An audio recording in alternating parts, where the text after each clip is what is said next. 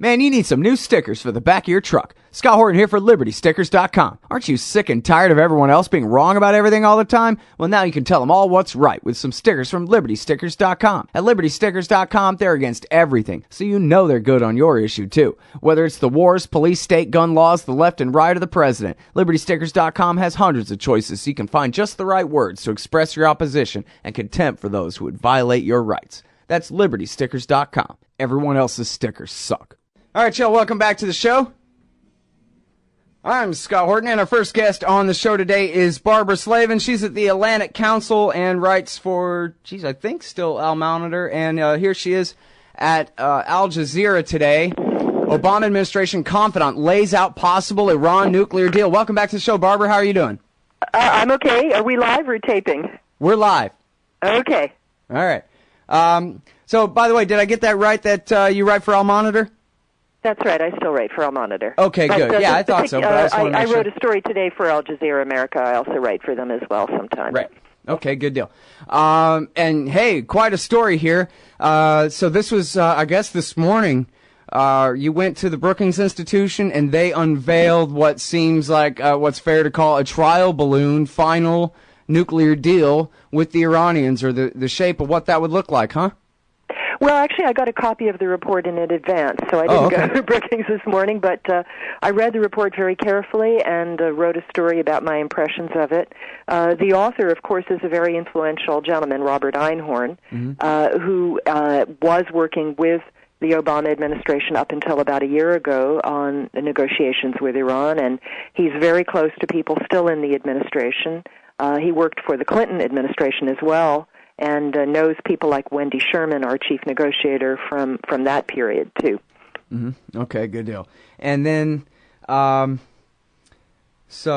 I can't even read my notes. They're too small. I guess one of the first points that you kind of, to set up the story, you talk about how important the internal politics are in America and in Iran. It's not just or I guess at least the negotiators have to keep in mind all these kind of extraneous issues in the minds of the politicians back in Tehran and back in D.C., and that has really kind of limited the range of their options in their negotiations. Is that right?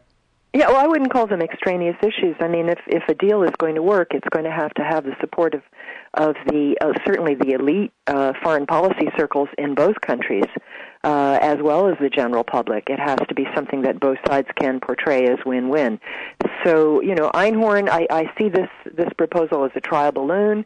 It's put up to see what the Iranian reaction will be, but also what the reaction will be in the U.S. Congress and, the reaction in Israel, other places. Mm-hmm.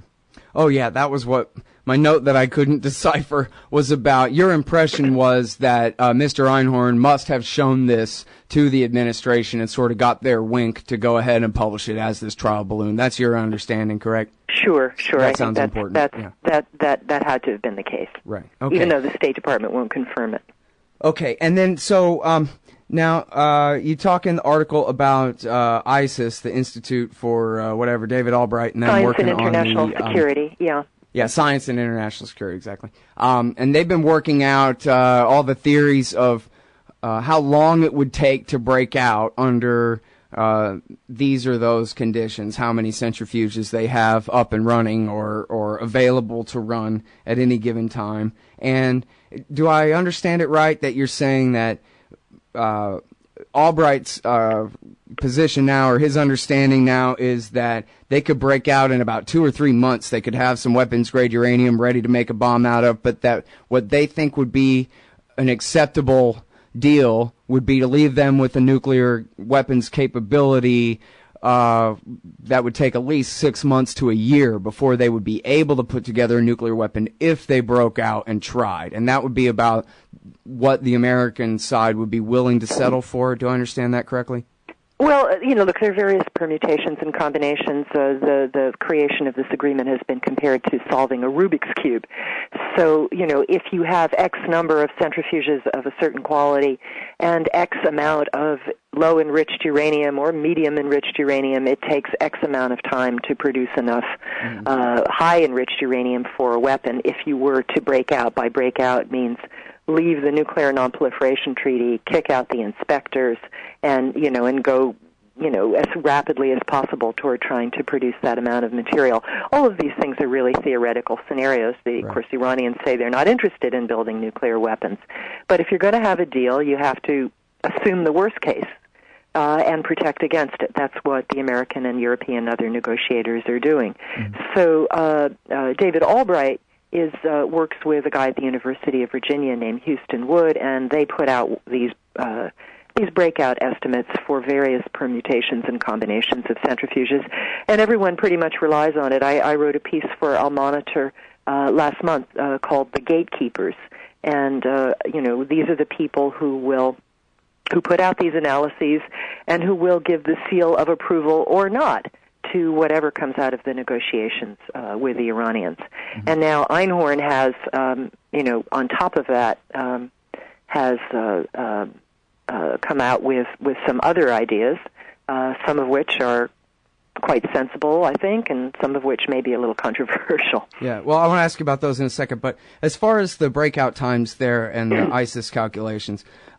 I wonder, did they explain in there what they mean by undetected? Because I guess my understanding has always been that, like it says in the IAEA reports, no matter what else they're complaining about, they still always say that the non-diversion of declared nuclear material continues to be verified by the IAEA. So I never really saw where they had the ability to divert uranium to any sort of breakout without going ahead like the North Koreans, withdrawing from the treaty, kicking the inspectors out, and beating their chest and declaring that was what they were doing.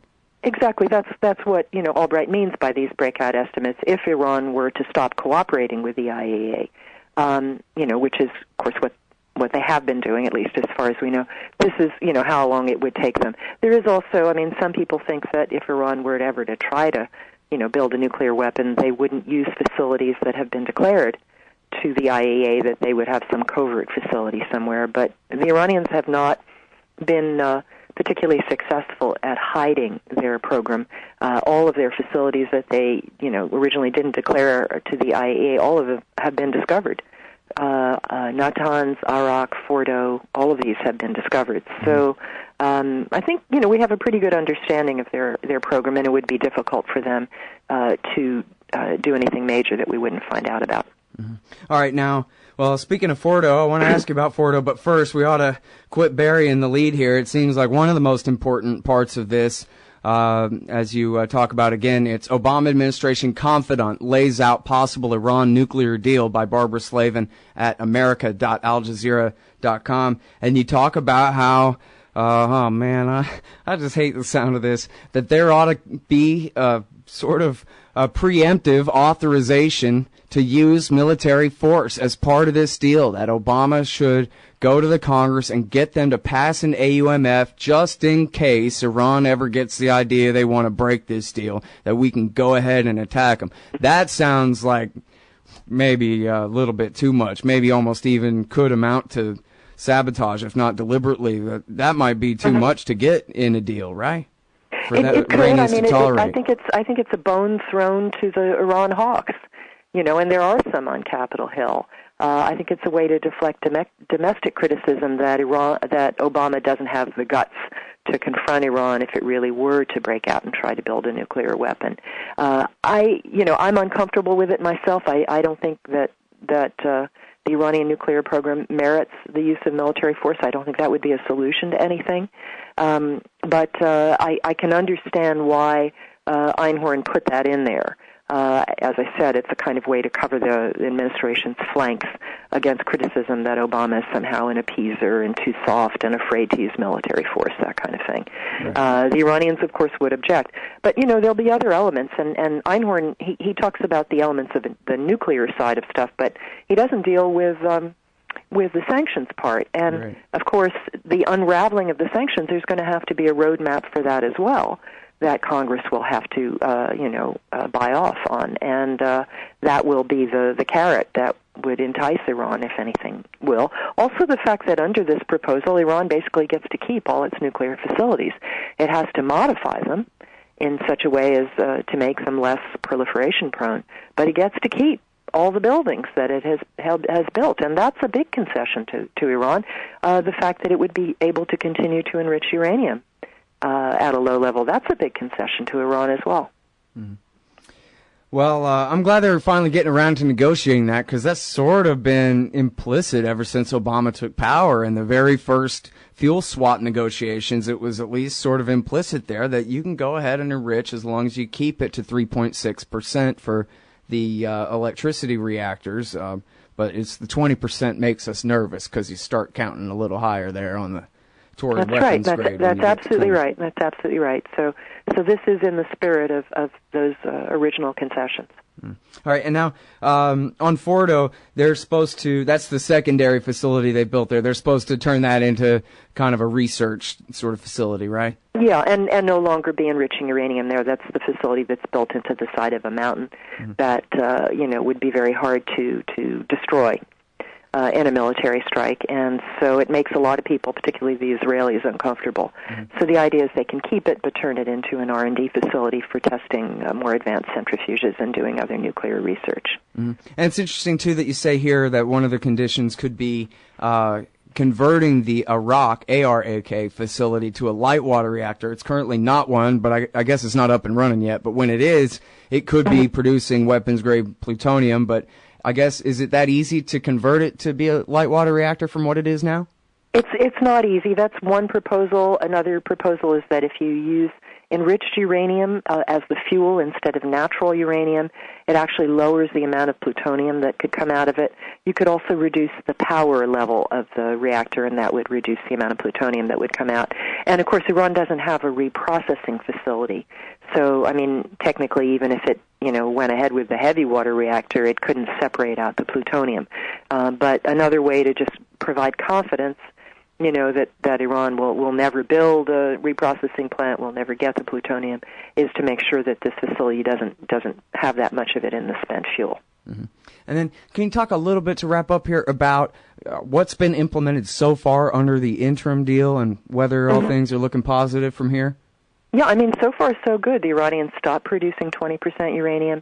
They're converting their stockpile. They'll have none of it left in a form that would be easy to further enrich. By in a couple more months, that stockpile will be all in a powder form or will be diluted down to under 5%. They stopped major work at ARAK, A-R-A-K. So they've provided more access to the International Atomic Energy Agency. So basically, they're complying, and they're getting some sanctions relief in return. All right, good times. And then they meet again April 7th through 9th, correct? That's right, on the political directors level, but the technical people are talking essentially every day. So there's a lot of work that's being done. I don't know if they'll meet the deadline, but they're working hard. And then the big guys are supposed to meet again, what, in early summer? The big guys are meeting April 7th, the bigger guys. Oh, okay, good. Okay, well, thank you so much, Barbara. I sure appreciate it. Sure, my pleasure. Okay, everybody, that's Barbara Slavin. She's writing here at america.aljazeera.com. Obama administration confidant lays out possible Iran nuclear deal. We'll be right back. Hey, Al, Scott Horton here to tell you about this great new book by Michael Swanson, The War State. In The War State, Swanson examines how Presidents Truman, Eisenhower, and Kennedy both expanded and fought to limit the rise of the new national security state after World War II. If this nation is ever to live up to its creed of liberty and prosperity for everyone, we are going to have to abolish the empire. Know your enemy. Get The War State by Michael Swanson. It's available at your local bookstore or at Amazon.com in Kindle or in paperback. Just click the book in the right margin at scotthorton.org or thewarstate.com. Hey, you own a business? Maybe we should consider advertising on the show. See if we can make a little bit of money. My email address is scott@scotthorton.org.